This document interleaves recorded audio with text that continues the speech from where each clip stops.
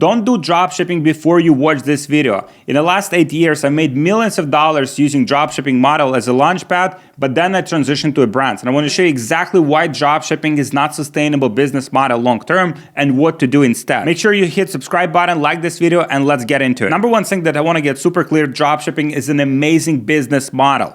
It's amazing for beginners to get started, to get their feet wet in e-commerce, an amazing platform to start building their real brand. With dropshipping, you really need to understand only two things. Number one is how to acquire customers, and then how to send products to them from China. And you can send products to your customers using platforms like Zendrop or CJ Dropshipping. There's many great platforms and agents that you can use to ship your products. The second advantage of dropshipping is that it has very low barrier for entry for beginners. So if you don't have a lot of capital, you don't have tens of thousands of dollars to start, you don't want to buy inventory that you didn't even know whether you'll be able to sell, dropshipping is an amazing entry point. Also, the dropshipping logistics are simple, unlike a branded e-com store. You also can take advantage of various tax benefits. You can live in different countries in the world, and it's not attaching you to any specific geographical location. At the same time, dropshipping has a lot of disadvantages. Number one is high competition because it's low barrier of entry. Literally, all you need is a Shopify store. You need to upload some products and you need some basic ads.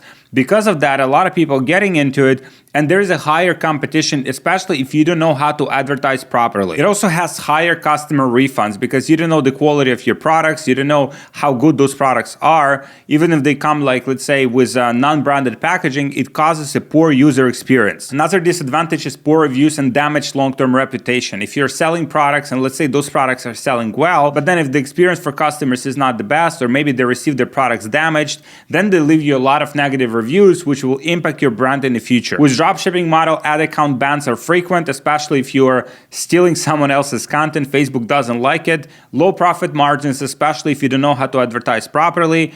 Higher ad costs, especially again, if you're stealing someone else's content, Facebook can notice it. Facebook is not stupid. And last but not least, quality issues with your products. If you don't know what the quality of the product is, if you didn't get the sample of the product, you didn't see how it arrives, how fast it arrives, then you might have quality issues with your products, causing unhappy customers and a lot of negative reviews. So here's how to fix it. Here's how to avoid the disadvantages. Number one, focus on high quality and unique content. This is number one thing that I see a lot of people trying to do. They just steal content from YouTube, they steal content from their competitors, they steal content from TikTok, and they're only taking content from someone else instead of creating their own. Focus on your own content as quickly as possible. Maybe you want to validate the product with someone else's content because you want to keep your costs low and your expenses very low, but then as quickly as possible, move to your own content so that you can scale your brand without any issues. Second rule is comply with Facebook rules and other platforms. I'll show you in the next slide exactly what those are. You want to make sure that you're following Facebook guidelines so you're not getting banned. Next one is regularly check ad accounts and quality feedback scores. So all of those notifications will be inside of your ads manager. Let's say if your feedback score drops, you'll start getting worse quality traffic from Facebook. So you always want to make sure that your feedback score on your Facebook page is 4-point plus. If it's lower than that, you'll probably get less quality traffic, you'll get higher CPMs, your ad costs will be high. So make sure that that doesn't happen to you. Another important thing is communicate with your customers on things like shipping times, delivery status, potential delays, and returns of the product and how they can do it. So if you're not communicating with your customers, and let's say they ordered the product today and they'll get it in 2 weeks, maybe they would be okay with it if you just told them that it will take 2 weeks. But if you don't tell them and they expect the product in 2-3 days, like most product getting ordered from Amazon, for example, then they'll be upset and they'll think that they got scammed. So always communicate with your customers that product delivery is in progress. It will take approximately this amount of time so they can relax and not be scared. And one of the most important things when it comes to advertising profitably on Facebook is to maintaining your page feedback score. Please comment page below if you want my full SOP on how to set up your Facebook page properly from the start and avoid getting banned. And that's how this document looks like. I have literally SOPs for every part of the process, for your customer support, for returns and exchanges, for shipping times. Also have here some of our best suppliers that you can work with, and these suppliers will ship your orders on time. They can also brand your packaging. They can make amazing experience for your customers, which will help you you to make more money. And you can see here, this is one of our pages, 4.7 feedback score out of 5, which is very cool. If it drops below 4, you'll be penalized with higher CPMs, higher cost per click. All of the metrics will just be unprofitable for you. So here's how to stay compliant with Facebook ads. Number 1, don't steal content from your competitors or anyone. Avoid talking about certain topics. For example, weight loss is a prohibited topic. It's very thin ice. You want to stay in more compliant niches. Also, you want to avoid using certain words, like for example, struggling.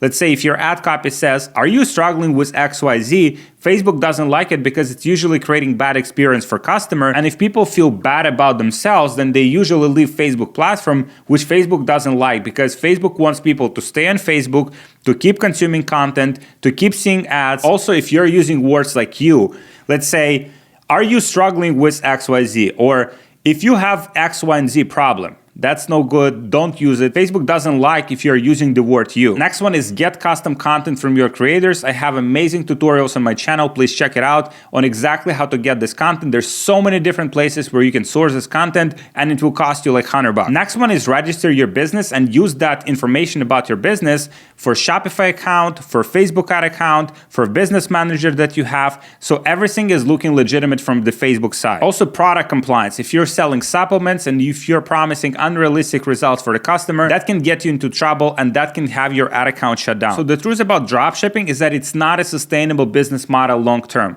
It's great to validate a product. Let's say if you wanted to sell this product and you wanted to see if it's selling, obviously you can go ahead and just buy like 1,000 units and you can start trying to sell it, or you can just put your ads on Facebook, start getting sales, seeing if product actually works and people actually want to buy it. And only after you made some money, you see that people actually want the product, then put that order for 1,000 products so you don't spend that money up front. So you need to transition into real e-commerce brand once you get initial momentum.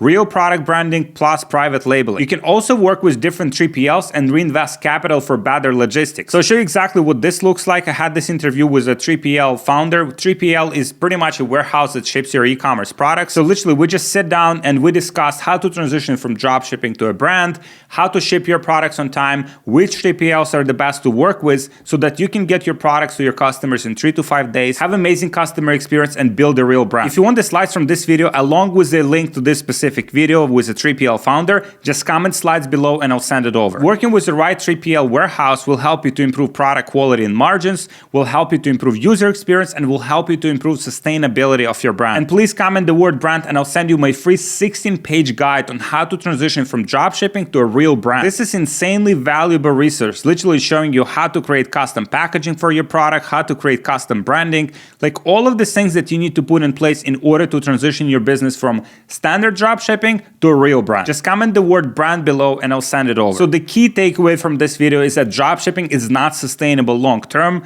It's a great model to get started, but then you want to evolve into real e-commerce brand.